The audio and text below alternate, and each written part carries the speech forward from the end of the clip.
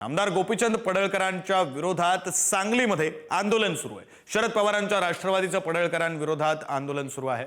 समजून घेण्याचं काम त्यांनी त्यांच्या कारकिर्दीमध्ये केलं आणि असं असताना आज ज्यांनी वक्तव्य केलं त्यांनी राजाराम बापूंच्या कार्याची किमान दखल घ्यायला पाहिजे होती। आणि आज जयंत पाटील साहेब असतील किंवा राजाराम बापू असतील यांच्या बाबतीत पातळी सोडून टीका करणं हे सांगली जिल्ह्यातलेच नव्हे तर महाराष्ट्रातल्या सर्वसामान्य लोकांना मान्य नाही।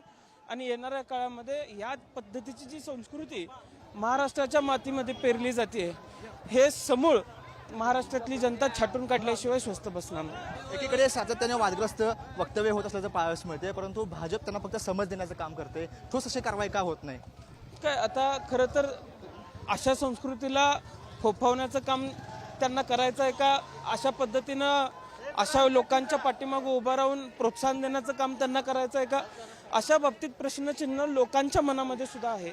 पण मला विश्वास आहे की येत्या काळामध्ये या सगळ्या गोष्टी नाहीशा होतील। उद्या पक्ष सत्ताधाऱ्यांचं अधिपतन होत असताना त्यामध्ये प्रमुख कारण जर कुठलं असेल तर अशा पद्धतीचं वक्तव्य हेच त्यांच्या अधिपतनाचं प्रमुख कारण येणाऱ्या काळामध्ये असेल। त्यांच्या राजीनाम्यात देखील मागण्याचा जोर धरते, तुमची काय भूमिका? निश्चितपणाने जे संस्कृतीला धरून नाही महाराष्ट्राची मान शर्मेनं खाली अशा वक्तव्यांमुळे जात असते। असं असेल तर जबाबदारी नैतिक जबाबदारी स्वीकारून त्यांनी सुद्धा पुढाकार घ्यायला हरकत नाही। की जर पाहिलं तर गोपीचंद पडळकर यांच्या विरोधामध्ये सांगलीचा जो मोर्चा सुरू झालेला आहे त्यामध्ये मोठ्या संख्येने कार्यकर्ते एकवटलेले आहेत आणि नैतिकतेची जबाबदारी स्वीकारून गोपीचंद पडळकरांना राजीनामा दिला पाहिजे अशी देखील मागणी आता तासगाव कवठेमहांकाळचे आमदार रोहित पाटील यांनी केलेली आहे। कॅमेरामन ओंकार वळवडेसह स्वप्नील पाटील, पुढारी न्यूज, सांगली।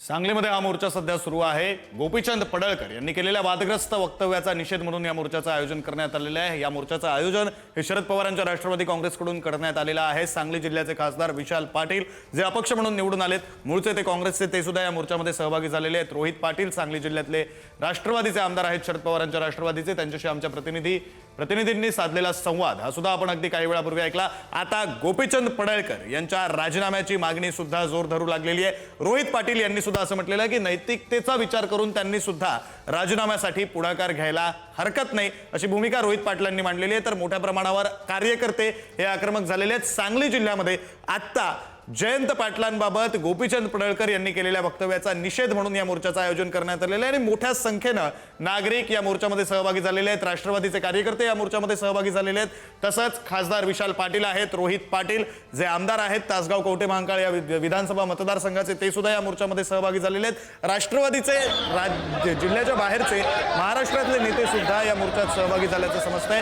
आणि या मोर्चामधून गोपीचंद पडळकर यांच्या विरोधात आता आवाज उठवला जातोय। गोपीचंद पडळकर यांच्या राजीनाम्याची मागणी सुद्धा या मोर्चातून केली जाते।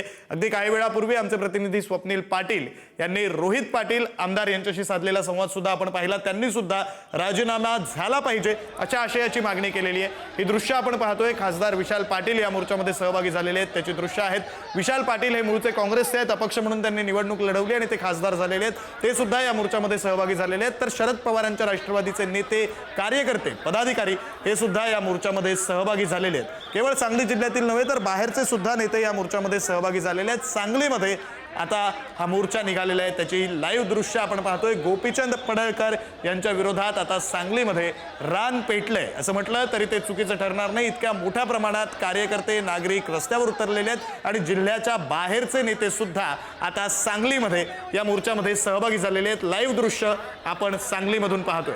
गोपीचंद पडळकर यांनी जयंत पाटील जे माजी मंत्री आहेत, शरद पवारांच्या राष्ट्रवादीचे ज्येष्ठ नेते आहेत, त्यांच्याविषयी एक वादग्रस्त वक्तव्य केलं होतं। अगदी त्यांचे वडील राजाराम बापू पाटील इथपर्यंतचा उल्लेख त्यांनी केलेला होता आणि त्यामुळं मग गोपीचंद पडळकर यांच्या विरोधात हे वातावरण आता पेटलेलं आहे।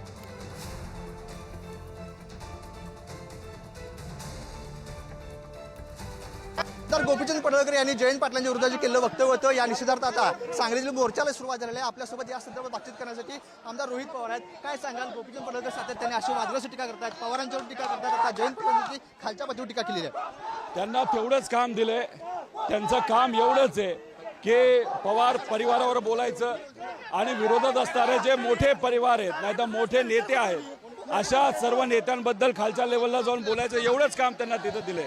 आणि हे काम त्यांनी त्यांच्या नेत्यांच्या प्रमाणे चांगल्या पद्धतीने केलं म्हणून त्याला आमदारकी मिळाली होती.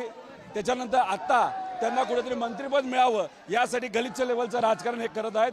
जयंत पाटील साहेबांबद्दल जे काही वक्तव्य पडळकरांनी केलं हे दुर्दैवी आहे, त्याचा निषेध आम्ही करतो. आणि ही जी नवीन प्रथा महाराष्ट्रामध्ये जी पडली आहे, ज्याच्यामध्ये बहुजन समाजाचा वापर हा खालच्या लेवलला जाऊन वक्तव्य करण्यासाठी काही नेते करत असतात, स्वतः स्वच्छ राहतात, पण बहुजन समाजाचा वापर करून दुसऱ्या मोठ्या नेत्यांवर, परिवारांवर, अतिशय खालच्या लेवलला जाऊन आई वडिलांवर जाऊन तिथं बोललं जातं. हे महाराष्ट्रासाठी योग्य नाही. महत्त्वाचे विषय राहतात बाजूला गरीबाचे, पण नको त्या विषयाकडे आज तिथं चर्चा केली जाते, त्याच्याबद्दल बोललं जातं. त्यामुळे या महाराष्ट्राचं खूप मोठं नुकसान आज होताना आपण सर्वजण बघू शकतो. गोपीचंद पडळकर हे नेहमीच वादग्रस्त ठरलेले आहेत. त्यांनी विधिमंडळात देखील मारामारी करण्याचा प्रकार देखील केला होता. हा बघा, ज्या परिसराचं ते प्रतिनिधित्व करतात तिथली लोक चांगली आहेत, या भागातली लोक चांगली आहेत, पण एकदा तुम्ही निवडून आल्यानंतर अधिवेशनात जाऊन लोकांचे प्रश्न मांडण्याऐवजी तिथं काय करतात तर गुंडांना घेऊन जाता आणि मारामारी करता. काय संदेश देण्याचा प्रयत्न तुम्ही करत आहात? दुर्दैव असं या पवित्र भूमीला बदनाम करण्याचं काम हे पडळकरांनी तिथं केलं गेलंय. आता काय झालंय की या सरकारमध्ये लोकांचे हित राहिले बाजूला, शेतकरी, कष्टकरी, विद्यार्थी, महिला सुरक्षा हे प्रश्न बाजूला राहिलेत, पण काही ठराविक नेत्यांना ठराविक समाजाचं प्रतिनिधित्व करायला लावतात. सत्ता तुमच्याकडे आणि सत्तेतलेच आमदार आणि नेते आज आंदोलन करतायत, तिथं मोठ्या मोठ्या सामाजिक संघटनेचं प्रतिनिधित्व करतायत. आमचं मत आहे सत्ता तुमची राज्यात आणि केंद्रात आहे, एकत्रित बसून कॅबिनेटमध्ये चर्चा करून कायमस्वरूपी काय प्रश्न तुम्ही मार्गी लावू शकता, पण नाही, ह्या गोष्टी करायचं नाही. गलिच्छ राजकारण फक्त आम्हाला करायचं हा संदेश कुठेतरी भाजपने दिलेला आहे. एकत्रित ते राष्ट्रवादी शरद पवार राष्ट्रवादीच का टार्गेट करत असल्याचं पाहाव्यास मिळतं आणि त्याला मुख्यमंत्री फडणवीस पाठीशी घालतात का? 100% हेच तुम्हाला सांगतो. तर राणे असतील, इकडं पडळकर असतील, अजून काही 2-3 नेते आहेत, यांचा पूर्णपणे वापर हे देवेंद्र फडणवीस साहेब पुढच्या काही नेत्यांवर, परिवारांवर खालच्या लेवलला जाऊन बोलून करण्यासाठी करतात. एखादा सुसंस्कृत नेता असता तर या छोट्या नेत्यांचे कान धरले असते, रागवलं असतं, पण तसं काय होताना दिसत नाही. छुपा पाठिंबा हा 100% देवेंद्र फडणवीसांचा या सर्व वाचाळवीरांना आहे, असं आमचं ठाम मत आहे. राजीनाम्याची मागणी होते का? हे बघा, कारवाई त्यांच्या पार्टीने केली पाहिजे. राजीनामा देतील नाही देतील माहीत नाही, पण तमाम महाराष्ट्रातील लोक या बाबतीतला निषेध तिथं करतायत. त्याच्याबद्दल एक तर माफी त्यांनी मागितली पाहिजे आणि देवेंद्र फडणवीस साहेबांनी ठाम सांगितलं पाहिजे की अशा प्रकारचं राजकारण या महाराष्ट्रामध्ये चालणार नाही. जो कोणी तुमचा नेता म्हणजे भाजपचा नेता अशा पद्धतीचं गलिच्छ राजकारण करेल त्याला त्या ठिकाणी पार्टीमधून काढलं जाईल, असं कुठेतरी एक संदेश देवेंद्र फडणवीसांनी दिला पाहिजे. जर पाहिलं तर रोहित पवार या मोर्चामध्ये सहभागी झालेले आहेत. त्यांनी गोपीचंद पडळकर यांच्यावरती टीका केली देखील केलेली आहे, तसेच त्यांच्यावरती कारवाई करावी, भाजपनं कारवाई केली पाहिजे अशी देखील मागणी आता रोहित पवार यांनी केलेली आहे. कॅमेरामॅन ओंकार वळवडे सह स्वप्नील पाटील, पुढारी न्यूज, सांगली.